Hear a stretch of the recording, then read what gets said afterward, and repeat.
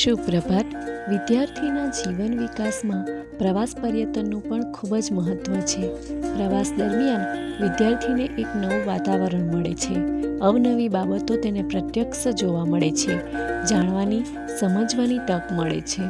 શાળામાં યોજાતા પ્રવાસ પર્યટનોથી તેને પોતાના સાથી મિત્રો સાથે અનેરો સંગાથ પ્રાપ્ત થાય છે.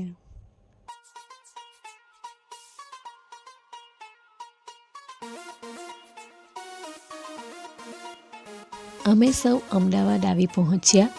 અમદાવાદમાં કાંકરિયા તળાવ એ શહેરનું સૌથી મોટું તળાવ છે.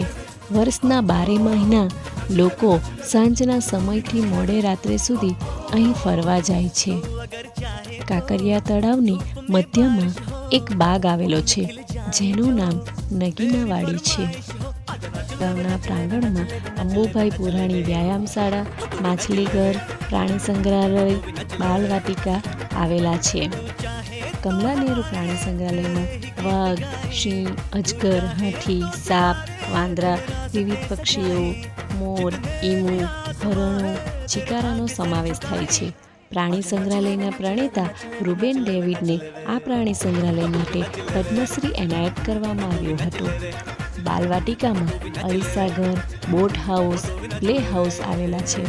કિડ સિટી નાના બાળકો માટે રચાયેલ વિશ્વ છે. તેમાં બેંક, અગ્નિશામક હાઉસ, પોલીસ સ્ટેશન, કોર્ટ હાઉસનો સમાવેશ થાય છે.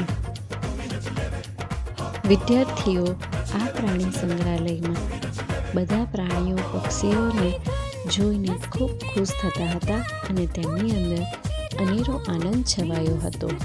એમની જિજ્ઞાસા સંતોષાતી હતી.